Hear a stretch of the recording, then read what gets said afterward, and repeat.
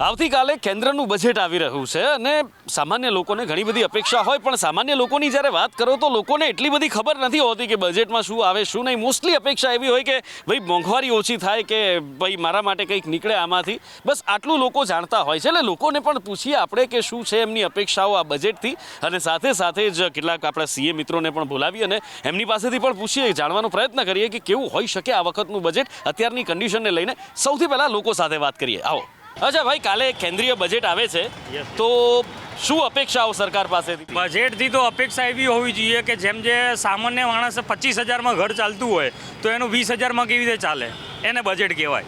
મારી ભાષામાં હું કહું તો એ શું કે જેમ કે પેટ્રોલના આજે 100 રૂપીસ લીટર, આજે કિક મારો એટલે 100 રૂપિયાનું પેટ્રોલ જતું રહેશું આરામથી રહેશું. હવે ઈવીની વાતો કરીએ આપણે, પણ ઈવી તો બહુ દૂર છે મારા સાહેબ. હજી ઈવી આવતા તો 5 વર્ષ નીકળી જઈએ, પણ અત્યારના જે ધુમાડા થાય છે એનું શું કરવાનું છે? એની અપેક્ષા હોવી જોઈએ કે ભાઈ માઇનસ થવા જોઈએ રેટ. અચ્છા સાહેબ, કાલે કેન્દ્રીય બજેટ આવવાનું છે તો કેન્દ્રીય બજેટથી આ સરકારથી શું અપેક્ષા? અપેક્ષા તો ઘણી છે, પણ આ સરકાર ખરી નહીં ઉતરી શકે છે ને all are no any man can survive. કોઈ સર્વાઈવ નહીં કરી શકે એટલું ગ્રોથ છે. Everything is very costly. Petrol, raw material, all groceries, everything is too much costly. Henceforth, we normal people, so medium person, they cannot survive such type of goods according to the amount. Budget तो is all arrow FT mode, लेकिन छोटे लोगों के लिए survive करना बहुत मुश्किल है. તો બજેટથી શું અપેક્ષા એક સામાન્ય માણસ તરીકે? સામાન્ય એટલે બજેટ આવે તો તકલીફ તો બધાની પડે છે, બરાબર? તો आप हिंदी में बोल सकते if you are not comfortable with Gujarati. Actually अगर जो बजट में पास ज़्यादा होगा तो इसमें तो तकलीफ तो सबका होगा. एक तो पिछले 2 साल से कोरोना महामारी की सबसे तकलीफ तो सबकी है. छोटा का तरह तकलीफ है, बड़ा का तरह तकलीफ है, बराबर. तकलीफ सबकी तो है. बाकी इसमें ऐसा फिर बजट में अगर ज़्यादा उसमें जीएसटी वगैरह आए तो तकलीफ तो सबका होगा. नहीं आए तो अच्छा है. इससे आगे तो मेरा कुछ बोलने में मेरा आइडिया भी नहीं है और इसके बारे में मेरा इतना आइडिया भी नहीं है. બજેટ આવે છે આવતીકાલે કેન્દ્ર સરકારનું, તો શું અપેક્ષા છે કે કેવું બજેટ હોઈ શકે, અથવા તો નાના માણસો માટે, સામાન્ય માણસો માટે, વેપારીઓ માટે શું અપેક્ષા? સાહેબ, બધા માટે આવું બજેટ આવવું જોઈએ. ગરીબ પબ્લિકથી લઈને મિડલ ક્લાસથી લઈને બધા માટે હોય. કારણ કે આટલા વર્ષથી તમે જોશો ઇન્કમ ટેક્સમાં કંઈ છૂટ મળતી નથી. જે છે સરકારનું આટલા વર્ષથી એ જ છે. બધા ઉપર જીએસટી વધી જ રહ્યું છે. ઓકે, કાપડથી લઈને કોઈ પણ હોય, એટલે કાપડમાં તો પાછું કરી દીધું ને તમને નાખ્યું છે. બટ આ તો હમણાં શું છે કે ઇલેક્શન આવે છે, કંઈ પણ હોય એના માટે. બટ બજેટ એવું હોવું જોઈએ કે મિડલ ક્લાસવાળાને લાગે કે આપણે માટે કંઈ બજેટ છે. પૈસાવાળા માટે કોઈ ફરક પડે કે ના પડે, પણ નોર્મલ પબ્લિક માટે જે બી જીવન જરૂરી વસ્તુ છે એમાં જીએસટી ઓછું હોય તો સારું છે. જેમાં 18 હોય એનું 15 કરો કે 15 એનું 12 કરો. લક્ઝરિયસ વસ્તુમાં 28% હોય તો ચાલે. એમ જીવન જો પેટ્રોલ જોવા જોઈએ તો પેટ્રોલને જીએસટીની અંદર લાવે એ સારી વસ્તુ છે. અને બધી સ્ટેટ ગવર્મેન્ટ વેટને લઈને અને જીએસટીમાં લાવે તો સારું છે. હા સાહેબ, કાલે કેન્દ્રીય બજેટ આવવાનું છે તો શું અપેક્ષા બજેટથી? બજેટથી એ અપેક્ષા છે કે ઇન્કમ ટેક્સમાં અમને વધારો કરી આપે ને જીએસટીમાં ઘટાડો કરે. કારણ કે જીએસટીનો ભાર બહુ મોટો છે. અમને 18% અમને પોસાય એવું નથી. ધંધો જ 1-2% પર છે ને 18% જીએસટી લે છે. મહેનત અમે કરીએ, સરકાર લઈ જાય છે. અને થોડી રાહત આપે, ગરીબ વર્ગને રાહત આપે, જે રીતે એ લોકો ખરીદી કરવા માટે માર્કેટમાં આવે. અચ્છા, એક સર્વે આવ્યો હમણાં જ કે ગરીબ વધારે ગરીબ બન્યા છે મહામારી દરમિયાન, અને અમીરો વધારે અમીર બન્યા છે. અબજોપતિની સંખ્યામાં પણ વધારો થયો છે. તો ટેક્સેશનમાં અમીરો ઉપર કંઈક વધારે તવાઈ આવે કે વધારે એમની ઉપર પર્સન્ટેજ ઇન્કમ ટેક્સમાં એ લોકો ઉપર ટેક્સ વધારાય એવું કંઈ? ભલે એમની પર ટેક્સ ના વધારે, પણ એ લોકો ઈમાનદારી ટેક્સ ભરે એ રીતે આ લોકો ઝુંબેશ ચલાવે ને એ લોકો પર રેડો કરે. કારણ કે આટલા મોટા પાયે આટલા મોટા કરોડપતિઓ છે તો એ ટેક્સને સરકાર જમા થતા નથી. આટલા મોટા બિલ્ડિંગ કન્સ્ટ્રક્શન તમે આઉટ એરિયામાં જો દિવસે વધતા જાય. પૈસો આવે છે ક્યાંથી? સરકાર બેધ્યાન છે. સરકાર પાસે સ્ટાફ નથી, એટલે એ લોકો પગલાં લઈ શકતી નથી. સરકારની ભલે નિયત સારી હશે પણ પગલાં લઈ નથી શકતી, એ સ્પષ્ટ છે. શું અપેક્ષાઓ બજેટથી? સામાન્ય માણસને પોસાય એવું હોવું જોઈએ. આ મોંઘવારી લોકોના મેઇન તો ખાદ્ય ખોરાક લોકોને સસ્તું પડે એવું હોવું જોઈએ. પબ્લિક જીવી શકે. બહુ મોંઘવારી વધે તો પબ્લિક મરી જાય, બીજું કંઈ નહીં. ધંધા તો પહેલેથી ખલાસ છે. 50% ધંધા નથી અત્યારે, એવી હાલત છે. અમે સવારથી આવીને બેસીએ છીએ, સાંજે 1000 રૂપિયા નથી આવતા, એવી હાલત છે. દુકાનો લઈને બેઠા પોતાની શું કામ છે. એટલે પોસાય એવું બજેટ હોવું જોઈએ. લોકોના ખર્ચા ખાવા પીવાના મેઇન બજેટ ખાવા પીવાનું હોવું જોઈએ. ખાવા પીવાનું ખાશે તો લોકો જીવશે. મેઇન એ ધ્યાન રાખો. મહામારીનો કાળ પણ છે અને ઘણી બધી બીજી તકલીફો. કેવું હોવું જોઈએ આ કેન્દ્રનું બજેટ આ વખતનું, શું અપેક્ષાઓ? આ વખતેમાં બજેટમાં તો ઓલવેઝ વધારો તો છે જ ને વધશે, પણ નોર્મલ અત્યારે મોંઘવારીના હિસાબે થોડું નોર્મલ થાય એવું વિચારું છું. આ ટાઈમે શું અપેક્ષાઓ હોય બજેટથી, સરકારથી?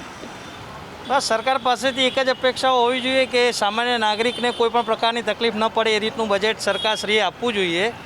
સરકાર સારા જે પ્લાન લોન્ચ કરે છે, જેમ કે મેડિકલ ફ્રી કર્યું કોરોના ટાઈમે, એ ખર્ચો સરકારે ઉપાડ્યો, એ બધી વસ્તુ સરકારે સારી જ કરી છે ને આગળ પણ ભવિષ્યમાં એ સારી સ્કીમો આપીને એક સામાન્ય પબ્લિકને તકલીફ ના પડે એ રીતનું બજેટ આપે, એ રીતની જ એક્સપેક્ટેશન દરેક લોકોની હોય છે. જો ગરીબો વધારે ગરીબ બનતા ગયા, અમીરો વધારે અમીર બનતા ગયા, એનો એકદમ તાદશ ઉદાહરણ તો આપણે જે ઉદ્યોગપતિઓ છે એમના ફાઇનાન્શિયલ સ્ટેટસ ઉપરથી પણ આવી શકે. બીજી વસ્તુ, મહામારીની અંદર ખાસ જરૂરિયાત જો હોય તો એ મધ્યમ વર્ગને છે. ગરીબોને તો પણ સરકારની સહાયતાઓ મળી રહે છે, અમીરોને જરૂર નથી. મધ્યમ વર્ગની વાત જો કરીએ તો અત્યારે મધ્યમ વર્ગના બાળકોની ફીસ બહુ જ વધી ગઈ છે. ઇન્કમ તમે જો like see if I am middle class family, તો મારી આવક ઉપર બહુ જ મોટો ફટકો પડ્યો છે. પરંતુ ખર્ચાઓ તમે સામે રસોડાના ખર્ચાઓ પણ જુઓ, તેલના ભાવ જે 1500નો ડબ્બો મળતો તે 2500 જતા રહ્યા છે. પેટ્રોલ જે આપણને 70-80 રૂપિયા મળતું તે 95-100 આસપાસ જઈ રહ્યું. એટલે ખર્ચામાં એટલો બધો વધારો થઈ ગયો છે, સામે આવક ઉપર કમ્પ્લીટ સ્ટોપ લાગી ગયો છે. એના કારણે જે ગેપ વધ્યો છે એ ગેપને પૂરો કઈ રીતે કરવો એ સરકારની જવાબદારી છે અને એના ઉપર ખરેખર વિચારી અને બજેટ રજૂ થવું જોઈએ. કેવી અપેક્ષા કેન્દ્ર સરકાર પાસેથી, નાણામંત્રી પાસેથી કે કેવું બજેટ હોવું જોઈએ? કેન્દ્ર સરકાર પાસેથી યુવાનો માટે આવનારા ભવિષ્યમાં શિક્ષણમાં, અર્થશાસ્ત્રમાં ઘણી રીતે ફાયદાકારક રહે એવી બજેટની આશા રાખીએ છીએ અને સામાન્ય માનવીની ચિંતા કરે અને સરકાર ચિંતા કરે જ છે એવી અપેક્ષા રાખીએ છીએ. અચ્છા, આપની શું અપેક્ષાઓ છે બજેટથી?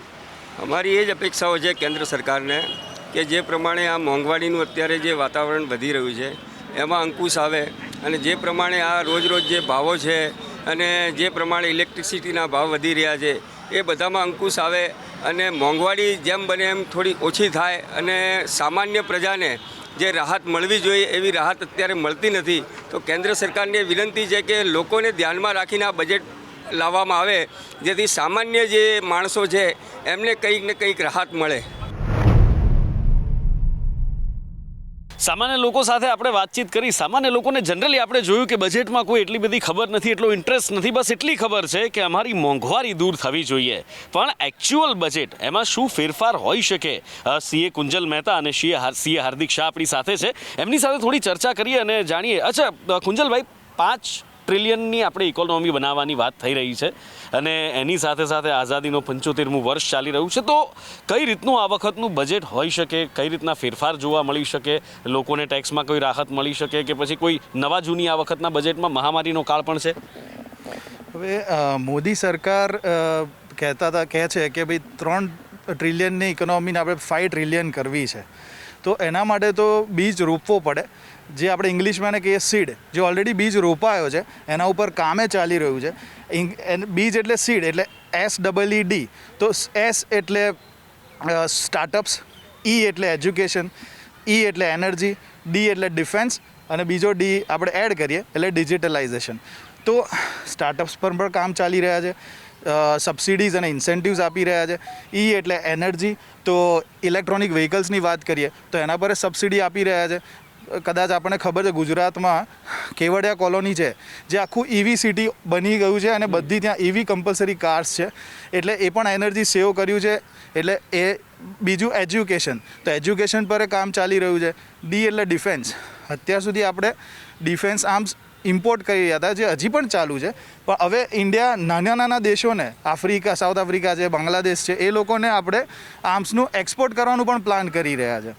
તો ઓલરેડી સરકારે આ બીજ વાવેલો છે ને એના ઉપર કામ ચાલી રહ્યું છે. હા, થોડુંક પ્રતિક્રિયા કે એક્સપેક્ટેશન્સ કહીએ તો એવું કહી શકાય કે છેલ્લા 5-7 વર્ષમાં બેઝિક એક્ઝમ્પશન જે ATCમાં મળે છે deduction, A as it is છે. એ થોડુંક પબ્લિક, જે જનરલ પબ્લિક જે છે, લોઅર મિડલ ક્લાસ છે, અપર મિડલ ક્લાસ છે, એ લોકોને આ 1.5 લાખની લિમિટ ચોક્કસપણે વધારવી જોઈએ, જે દર વર્ષે એક્સપેક્ટેશન હોય છે અને વધતી નથી. એટલે એ હું એમાં કહેવા માગું છું કે એ વધવું જોઈએ. 5 રાજ્યોની ચૂંટણી આપણે જોઈએ છીએ અને ચૂંટણીના વર્ષમાં પણ બજેટ આવે છે. સરકાર છૂટછાટ આપવાનું વિચારે પણ તો કેવી રીતે વિચારે? જેમ કુંજલભાઈએ કીધું 3 ટ્રિલિયન ઇકોનોમી ઓલરેડી થઈ ગયા છે. આપણે મોટા મોટા કન્ટ્રીઓને પાછળ મૂકી દીધા છે. ફોરેક્સ રિઝર્વ્સ આપણા ભરેલા છે. પણ ગવર્મેન્ટ જ્યારે છૂટછાટ આપવા બેસે ત્યારે એવું જોવું પડે કે માસને કેવી રીતના બેનિફિટ થાય છે, સૌથી વધારે લોકોને કઈ રીતે બેનિફિટ થાય. એટલે એવા સર્કમસ્ટાન્સીસમાં એ લોકો વેલફેર સ્કીમ્સ લાવે છે, કોઈ બી જાતની સ્કીમ લાવે છે. અત્યારે આપણે થોડા ટાઈમ પહેલાં જોયું હતું કે બહુ બધા ફાર્મર્સ એજિટેશન પર હતા, એમની માંગો નહોતી પૂરી થઈ રહી. તો કદાચ એ માંગ જે છે જેનાથી ફાર્મરને કદાચ ભવિષ્યમાં ફાયદો થાય તો એ પૂરી કરો તો એનાથી પણ તિજોરી તો ખાલી જ થાય. એવું નથી કે ગવર્મેન્ટને પૈસા આવવાના છે, તિજોરી એમાં બી ખાલી થવાની છે, પણ સૌથી વધારે લોકોને કઈ રીતે એને પહોંચાડી શકાય બેનિફિટ. બીજું, જેમ તમે રાઈટ કીધું કે ઇલેક્શનની સિઝન છે અત્યારે, ઓલરેડી ઉત્તર પ્રદેશમાં ને બીજા 2-3 સ્ટેટની અંદર ઇલેક્શન આવી રહ્યા છે. આ વર્ષના એન્ડમાં ગુજરાતમાં ને બાકી બધી જગ્યાઓ પર પણ ઇલેક્શન આવશે. એટલે અત્યારે મહત્વની વસ્તુ એ છે કે ગવર્મેન્ટ એ ઈચ્છે કે આટલા જે રાજ્યો છે જ્યાં આગળ ઇલેક્શન આવી રહ્યા છે કે આવવાના છે નજીકના ભવિષ્યની અંદર, ત્યાં આગળ વધારેમાં વધારે વોટર જે છે મારી બાજુ કઈ રીતે આવી શકે વેલફેર સ્કીમ આપીને, કેમ કે આના સિવાય તો બીજું ગવર્મેન્ટ પાસે કંઈ છે નહીં. એટલે અત્યારે ટેક્સમાં કોઈ ખાસ છૂટછાટ હું જોતો નથી, પણ વેલફેર સ્કીમો બહુ આવશે કે ભાઈ અનાજ સસ્તા દામે કે ઓછા ભાવે કે બિલકુલ મફતના ભાવે આપશે, કિસાનોને રાહત પહોંચશે કે મજદૂરોને રાહત પહોંચશે. એવું બજેટ અત્યારે જોવામાં આવી રહ્યું છે, કેમ કે ઇલેક્શનનું અને યુપી ખાસ, કેમ કે યુપી એક એવું સ્ટેટ છે જ્યાં આગળ સૌથી વધારે લોકસભાની સીટો છે. એટલે જે યુપી જીતે એ દેશનો ભાવિ નક્કી કરે એવી સિચ્યુએશન હોય છે. એટલે આ એક પ્રોમો છે નવું નેશનલ ઇલેક્શન 2024ના આવતા પહેલાંનું 2022નું. એટલે અત્યારે આ બહુ પોપ્યુલિસ્ટિક બજેટ આવશે, બહુ પોપ્યુલર બજેટ આવશે, જેની અંદર સૌથી વધારે બેનિફિટ ફાર્મરોને આપવામાં આવશે એવું દેખાય છે અત્યારે. એટલે સૌથી વધારે ટેક્સ સેલેરાઇડ ક્લાસ પે કરે છે, તો એમને બેનિફિટ કરવું હોય તો સ્ટાન્ડર્ડ ડિડક્શન, અને અત્યારે મોસ્ટલી બધા વર્ક ફ્રોમ હોમ છે તો એ લોકોને પણ એમાં પણ બેનિફિટ આપવો જોઈએ ટેક્સ ડિડક્શનમાં. તો એનાથી માસ પબ્લિકને આપણે બેનિફિટ આપી શકીએ, કેમ કે મોસ્ટ ઓફ ધ સેલેરાઇડ ક્લાસ જે છે એ ટેક્સ વધારે ભરે છે, એઝ સેલેરાઇડ પીપલ વધારે છે. તો વર્ક ફ્રોમ હોમનું એક સ્પેશિયલ ડિડક્શન કંઈક આપવું જોઈએ, એટલે એનાથી પણ ટેક્સ બેનિફિટ પાસ ઓન થઈ શકે. ઓવર એન્ડ અબાઉ 2.5 લાખની લિમિટ અને સ્ટાન્ડર્ડ ડિડક્શન. CPIનો રિપોર્ટ આવ્યો એ પ્રમાણે કે અબજોપતિઓની સંખ્યા વધી છે. મહામારીમાં પણ બહુ બધા એ સંખ્યા વધી છે કે જે અબજોપતિ બન્યા હોય, અમીરો વધુ અમીર, ગરીબ વધુ ગરીબ. તો એવા લોકો ઉપર વધારાનો 1% ટેક્સ નાખવાની પણ વાત છે. તો શું આવું કોઈ સરકાર વિચારણા કરી શકે? એટલે અત્યારે મીડિયામાં ચર્ચાઈ રહ્યું છે કે જે HNI છે, જે લોકોની જોડે બહુ વધારે ઇન્કમ છે, વેલ્થ જનરેટ કરી રહ્યા છે કે બધું જે છે, એ લોકો પર આપણે એડિશનલ ટેક્સ નાખીએ. અત્યારે આવો એક સોશિયલ મીડિયાની અંદર ખાસ કરીને અત્યારે એ ચાલી રહ્યું છે કે વધારે ટેક્સ નાખો તો કદાચ ફાયદો થાય. પણ અત્યારે મન નથી દેખાતું, કેમ કે ઓલરેડી 45% ટેક્સ ભરી રહ્યા છે જે લોકો 1 કરોડ રૂપિયા કે વધારે કમાઈ રહ્યા છે લોકો. હવે 45% તો બહુ વધારે કહેવાય નોર્મલ કેસમાં. એટલે એનાથી ઉપર હવે ફરીથી ગવર્મેન્ટ કંઈ નવો ટેક્સ લઈને આવશે કે એને વધારશે એવું થોડુંક ઓછું લાગે છે. પણ at the same point of time government એવું વિચારશે કે હું ટેક્સ રેટ ના વધારું પણ તો બી મારું કલેક્શન વધે. એ અત્યારે સૌથી મહત્ત્વની વસ્તુ છે કે જે ગવર્મેન્ટ કરી શકે છે. લાસ્ટ યર એમને આર્ટિફિશિયલ ઇન્ટેલિજન્સ અને મશીન લર્નિંગનું યુઝ કરીને એવું કર્યું કે ગવર્મેન્ટ ડેટા સૌથી વધારે એમની પાસે આવી શકે. એટલે એવા સિચ્યુએશનની અંદર એમને બહુ બધી ડિટેલ મળી. એટલે આજે મારે માની લો કે હું મારું ટેક્સનું રિટર્ન ભરવું હોય તો ગવર્મેન્ટ પોતે એક ડિટેલ આપે છે કે મારા પ્રમાણે તમારી આટલી ઇન્કમ છે, જે એમને તમારા પાન નંબર ના બેસિસ પર કે આધાર નંબરના બેસિસ પર ફેચ કરેલી ડિટેલ છે. એટલે મારે એ જો હું એની પર ટેક્સ નહોતો ભરતો તો પણ હવે મારે ફરજિયાત એની પર ટેક્સ ભરવો પડે. એટલે અત્યારે મને એવું લાગે છે કે ગવર્મેન્ટ ડેટાનો સારો યુઝ કરીને મારી જોડેથી વગર ટેક્સ ભરાય, વગર ટેક્સનો વૃદ્ધિ કરીએ, કેવી રીતના વધારે ટેક્સ લઈ લેવો ને, એ અત્યારે ગવર્મેન્ટનો સૌથી વધારે મોટો ટાસ્ક હશે. અને એટલા માટે તો ગવર્મેન્ટ એવું કહેશે કે ભાઈ મેં 1 રૂપિયા ટેક્સ નથી વધાર્યો, બરાબર, 1% ટેક્સ નથી વધાર્યો, કોઈ પણ ટેક્સની બોજ નથી નવો નાખ્યો, પણ ગવર્મેન્ટનું તોય કલેક્શન વધે છે, બરાબર. એની પાછળ જો ગવર્મેન્ટ કદાચ બોલે ના બોલે પણ એની પાછળ એ લોકોની બહુ ખૂબ સારી મહેનત હશે જે દેખાશે પછીથી લોંગ ટર્મમાં. ઓલરેડી આ વર્ષમાં દેખાઈ ગઈ અને નેક્સ્ટ યરમાં પણ આગળ ચાલીને પણ દેખાશે. ઇન્કમટેક્સ બાર એસોસિએશનના ચેરમેન છે આપણી સાથે મૃદાંકભાઈ વકીલ, એમની સાથે વાત કરીએ. મૃદાંકભાઈ, હાઉસિંગ હોય, સ્ટોક એક્સચેન્જ હોય, ક્રિપ્ટો હોય, હમણાં ક્રિપ્ટો પણ બહુ ચર્ચામાં છે, તો આ બધાને લઈને શું અપેક્ષાઓ છે? કઈ રીતનું બજેટમાં હોઈ શકે, કઈ રીતના બેનિફિટ્સ મળી શકે, શું હોઈ શકે? ચોક્કસ જાહેર જનતાને આ બજેટથી ઘણી બધી અપેક્ષા છે. મોર પર્ટિક્યુલરલી જ્યારે જણાવવા જઈએ કે છેલ્લા 2 વર્ષથી જાહેર જનતા કોવિડનો સામનો કરી રહી છે, તે અંગે મારે ચોક્કસ કહેવું રહ્યું કે આજે હાઉસિંગ એક મકાન લેવું એ દરેક માનવીનું એક સ્વપ્ન હોય છે, દરેક નાગરિકનું એક સ્વપ્ન રહેલું છે. પણ જે જોતાં રો મટીરિયલમાં ભાવ વધારો અને હાઉસિંગમાં જે રીતે પુષ્કળ ભાવ વધારા થયા છે તો સામાન્ય માનવી માટે આ એક સ્વપ્ન અને સ્વપ્ન જ બની રહેલું છે. પરંતુ જો એ હાઉસિંગ લોન લઈ અને આ સપનું સાકાર કરવા જઈ શકે છે, પરંતુ આયકર ઇન્કમટેક્સના કાયદા પ્રમાણે હાઉસિંગ લોનમાં વ્યાજની મહત્તમ મર્યાદા 2 લાખ સુધી જ સીમિત રાખી છે અને જેનો કરદાતા 2 લાખ સુધી જ લાભ લઈ શકે છે. એના ઉપર જો એ વ્યાજ ભરે તો તેને લાભ મળતો નથી. હવે આજે આપણે દાખલો લઈને વાત કરીએ તો 1 કરોડનું પણ મકાન લઈએ અને નાગરિક એના માટે જો લોન લે તો વર્ષે 5-6% બી એનું વ્યાજ ગણવામાં આવે તો સામાન્ય રીતે 3-4 લાખ રૂપિયા જેટલું એનું વાર્ષિક વ્યાજ થતું હોય છે.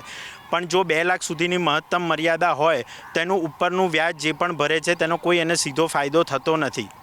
તો આ અંગે ચોક્કસ સામાન્ય માનવીની નાગરિકની એક અપેક્ષા છે કે આ મહત્તમ મર્યાદા 2 લાખથી વધારીને જો 3 લાખ કરવામાં આવે તો એક હાઉસિંગ સેક્ટરને બી બૂસ્ટઅપ મળશે અને એને જે વ્યાજ ભરે છે તેને પણ એનો ફાયદો ચોક્કસ સીધી રીતે એનો મળી શકશે. તે ઉપરાંત બીજું મારે કહેવું રહ્યું કે અત્યારે ખૂબ જ ક્રિપ્ટોકરન્સી, વર્ચ્યુઅલ કરન્સી ચર્ચામાં રહી છે અને પુષ્કળ લોકો આમાં રોકાણ કરી રહ્યા છે.